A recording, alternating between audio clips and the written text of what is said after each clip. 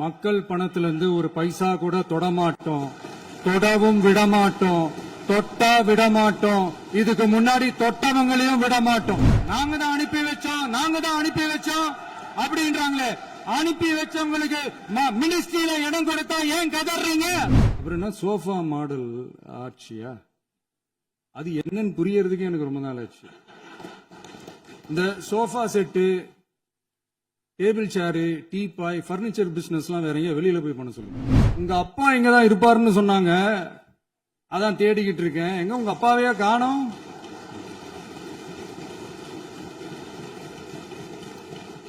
இல்ல, எங்களுக்கும் நக்கலா நையாண்டியா சம்பந்தம் இல்லாத குட்டி கதை இதெல்லாம் எங்களுக்கும் பேச தெரியும். ஒவ்வொரு ஊழலா வெளியில வரும் போலயே,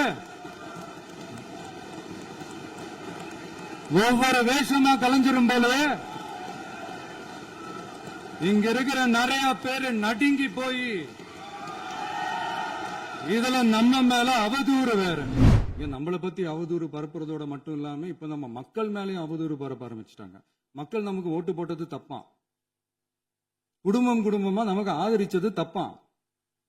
இது இப்ப இல்ல, நான் சொல்றது எம்ஜிஆர் அவர்கள் காலத்திலிருந்தே. அப்பவே அவர் ஜெயிச்சப்போ அதே மக்களை தப்பா பேசுறது. மக்கள் என்ன பண்ணிட்டாங்க, எம்ஜிஆர் என்ன பண்ணிட்டாரு, எம்ஜிஆர் என்ன இது பண்ணிட்டாரு. 50 வருஷமா ஒரே டெக்னிக்கா.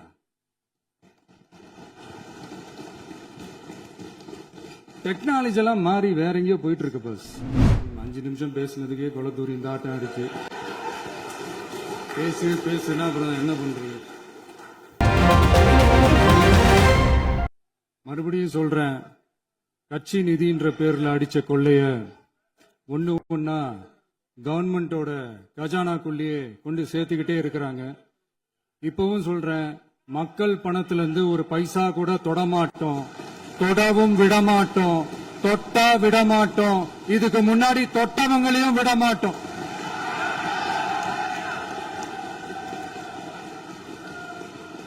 ஒவ்வொரு ஊழலா வெளியில வரும் போலயே, ஒவ்வொரு வேஷமா கலைஞ்சிரும் போலயே இங்க இருக்கிற நிறைய பேரு நடுங்கி போய் இதுல நம்ம மேல அவதூறு வேற. இப்ப புதுசா ஒரு வெப்பன் ஒண்ணு கொண்டு வந்திருக்காங்க. அது என்ன தெரியுமா? அவங்க தயவால தான் நம்ம ஆட்சி நடக்குதாம். மக்கள் தயவால இந்த ஆட்சி நடந்துகிட்டு இருக்கு. மனசாட்சி உள்ள சக்திகளோட ஆதரவால இந்த ஆட்சி நடந்துகிட்டு இருக்கு. நாங்க தான் அனுப்பி வச்சோம் அப்படின்றாங்களே. அனுப்பி வச்சவங்களுக்கு மினிஸ்ட்ரியில இடம் கொடுத்தா ஏன் கதறீங்க? ஏன் இவ்வளவு கோவம்? ஏன் இவ்வளவு கதறல்ஸ்? இதுல இன்னொரு முக்கியமான விஷயம், மார்க்சிஸ்ட் கம்யூனிஸ்ட் கட்சி நமக்கு ஆதரவு கொடுத்தது சுயேட்சையா எடுத்த முடிவுன்னு சொல்றாங்க. அதே மாதிரி இந்திய கம்யூனிஸ்ட் கட்சி நமக்கு ஆதரவு கொடுத்தது சுயேட்சையா எடுத்த முடிவுன்னு சொல்றாங்க. இதுல எங்க இருந்து நாங்க தான் அனுப்பி வச்சோம்னா புரியலையே. மக்களுக்கு நல்லா புரியும், எல்லாத்தையும் தெளிவா பார்த்துக்கிட்டு இருக்கிறாங்க.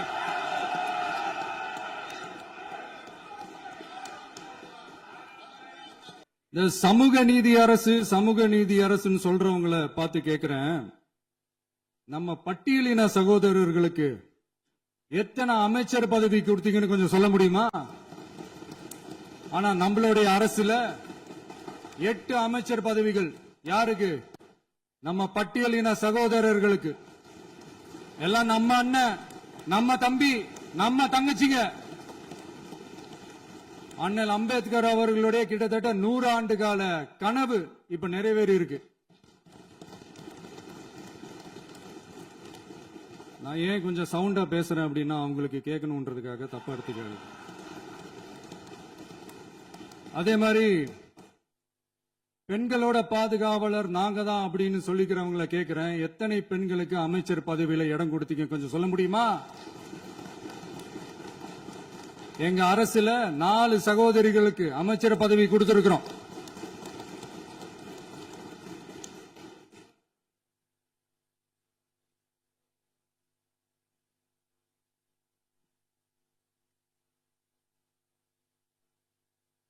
அதனால மக்களால் நிராகரிக்கப்பட்டு மக்களால் அகற்றப்பட்டவங்களுக்கு ஒன்னே ஒன்னு சொல்லிக்கிறோம், தப்பே செய்ய மாட்டோம், ஊழலே செய்ய மாட்டோம், நேர்மையா தான் இருப்போம், நியாயமா தான் இருப்போம் அப்படின்னு சொல்றவங்களால மட்டும்தான் கூட்டணி ஆட்சி அமைக்க முன்வரும். ஆட்சியிலையும் பங்கு, அதிகாரத்திலையும் பங்கு கொடுக்க முன்வரும். ஊழல்லையே ஊறி போனவங்களால இந்த கூட்டணி ஆட்சியோ, ஆட்சியிலையும் பங்கு, அதிகாரத்திலையும் பங்கு கொடுக்க முன்வராது. மெஜாரிட்டி இருந்தாலும் தரமாட்டாங்க, மெஜாரிட்டி இல்லனாலும் தரமாட்டாங்க. கேட்டா ரெடிமேடா ஒரு பதில் ஒண்ணு வச்சிருப்பாங்க, கூட்டணி ஆட்சியை மக்கள் விரும்ப மாட்டாங்கன்னு. அதே மக்கள் தான் இப்ப அவங்கள பார்த்து சிரிக்கிறாங்க. நான் பதவியேற்ற அன்னைக்கு கொஞ்சம் டைம் அவகாசம் கேட்டேன்.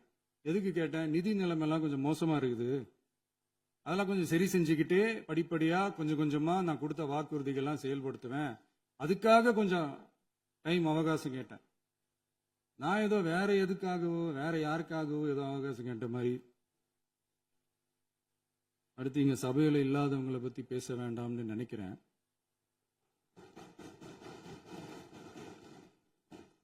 இங்க நம்மளை பத்தி அவதூறு பரப்புறதோட மட்டும் இல்லாம இப்ப நம்ம மக்கள் மேலேயும் அவதூறு பரப்ப ஆரம்பிச்சிட்டாங்க. மக்கள் நமக்கு ஓட்டு போட்டது தப்பா, குடும்பம் குடும்பமா நமக்கு ஆதரிச்சது தப்பா. இது இப்ப இல்ல, நான் சொல்றது எம்ஜிஆர் அவர்கள் காலத்திலிருந்தே. அப்பவே அவர் ஜெயிச்சப்போ அதே மக்களை தப்பு தப்பா பேசுறது. மக்கள் என்ன பண்ணிட்டாங்க, எம்ஜிஆர் என்ன பண்ணிட்டாரு, எம்ஜிஆர் என்ன இது பண்ணிட்டாரு. 50 வருஷமா ஒரே டெக்னிக்கா.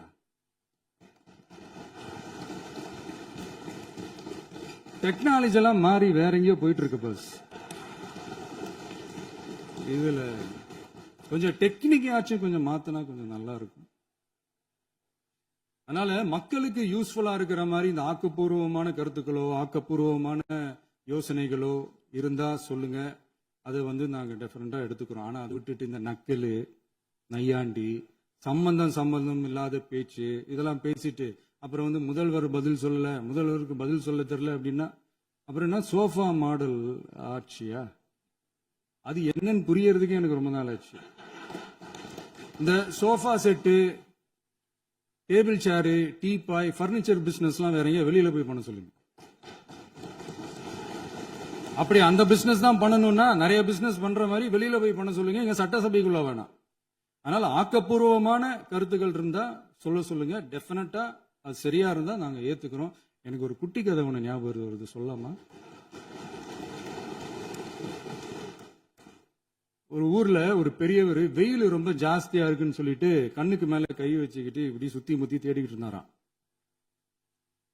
அப்ப கூட இருந்த ஒரு சின்ன பையன் என்ன தேடுறீங்க அப்படின்னு கேட்டானா. அதுக்கு அந்த பெரியவர் சொன்னாரா, அது ஒண்ணு இல்ல தம்பி, உங்க அப்பா இங்கதான் இருப்பாருன்னு சொன்னாங்க, அதான் தேடிக்கிட்டு இருக்கேன். எங்க உங்க அப்பாவையா காணோம்?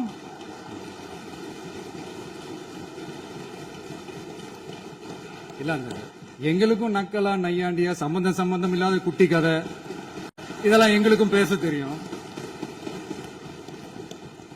அந்த கதையில பெரியவர் அப்படி சொன்னாராம், தப்பா எடுத்துக்காதீங்க. அந்த கதையில பெரியவர் அப்படி கேட்டாராம். அதனால யாரும் இங்க டென்ஷன் ஆக வேணாம். அதனால இன்னொரு இந்த என்னுடைய உரையை முடிக்கிறதுக்கு முன்னாடி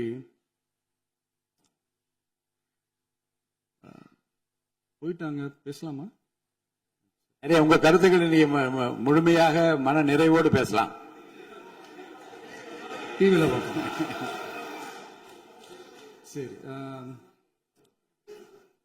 அதான் 5 நிமிஷம் பேசுனதுக்கே கொலத்தூரி இந்த ஆட்டம் இருக்கு. பேசுனா அப்புறம் என்ன பண்றது? கடைசியா நான் இந்த உரையை முடிக்கிறதுக்கு முன்னாடி ஒரு முக்கியமான ஒரு விஷயம் பத்தி சொல்லணும். ஆளுநர் உரை அன்னைக்கு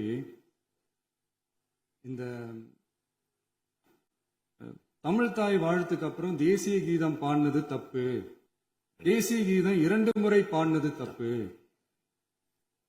அப்படி ஒரு நிகழ்வு இதுக்கு முன்னாடி இந்த சட்டசபையில நடந்ததே கிடையாது, அந்த மரபையே மாத்திட்டீங்க, இப்படி ஒரு பெரிய ஒரு போர் மாதிரி எதிர்கட்சி சார்ந்தவங்க எல்லாம் சொன்னாங்க இல்லையா?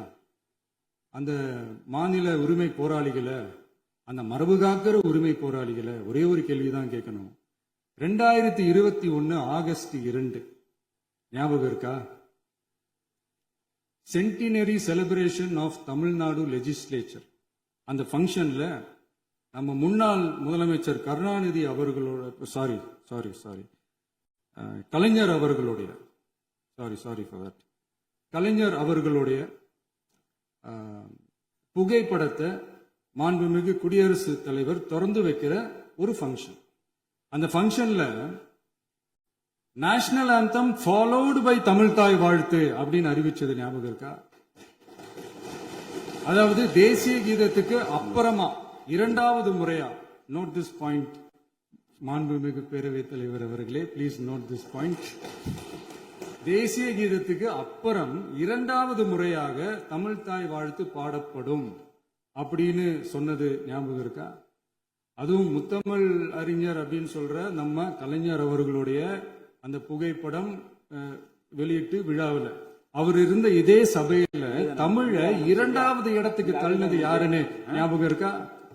அது மட்டும் இல்ல, அந்த தேசிய கீதத்தை நாட்டுப்பண் நேஷனல் ஆந்தம்னு சொல்லி அதே ஃபங்க்ஷன்ல கடைசியா ஃபங்க்ஷன் முடியும் போது செகண்ட் டைம் தேசிய கீதம் பாடினதும் ஞாபகம் இருக்கா? இதே அவையில் தான், அது அவை குறிப்பிலும் இருக்கிறது, இதே அவையில் தான் நடைபெற்றது. இந்த தக்க நேரத்தில் இந்த ஆதாரங்களை அளித்த மாண்பு முதல் அவர்களுக்கு நன்றியை தெரிவித்துக் கொள்கிறேன்.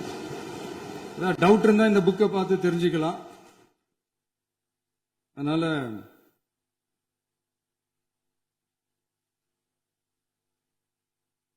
இதெல்லாம் கேட்டா என்ன சொல்லுவாங்கன்னா, அது ஜனாதிபதி கலந்துகிட்ட ஃபங்க்ஷன், அதெல்லாம் அப்படிதான், அதெல்லாம் கண்டுக்க கூடாது அப்படின்னு சொல்லுவாங்க.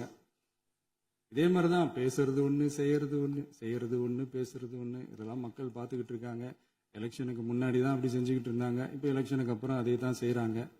இந்த விஜயையும் சாமானியர்களின் உண்மையான சமூக நீதி அரசையும் அவமானப்படுத்துறதுக்கு தான் அவங்களோட அந்த பொலிட்டிக்கல் சீனியாரிட்டி அது பயன்படுத்துது போல. சரி, செய்யட்டும், நல்லா செய்யட்டும். இப்போ ஆனாலும் நம்மளுடைய மாநில உரிமை, மொழி உரிமை, உத்தம உத்தரர் போல வேஷம் போடுற எதிர்கட்சிக்கு ஒன்றை மட்டும் ஆணித்தரமாக சொல்றோம்.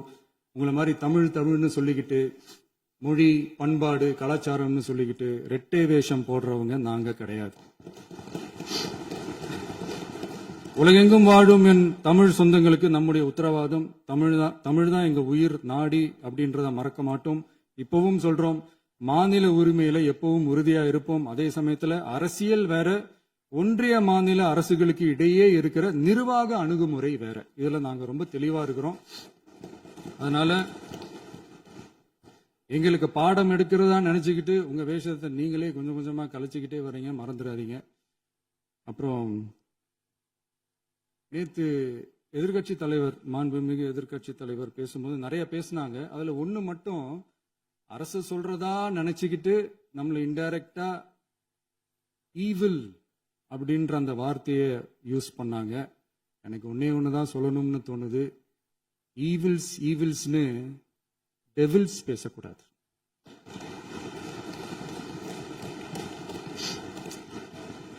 அவங்க இருந்திருந்தா ஒரு ஆக்ஷன் பண்ணணும்னு எனக்கு தோணுச்சு.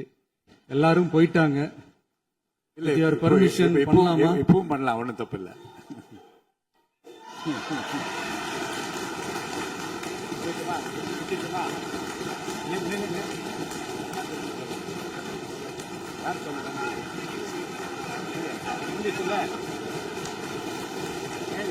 உட்காந்து சொல்லட்டுமா?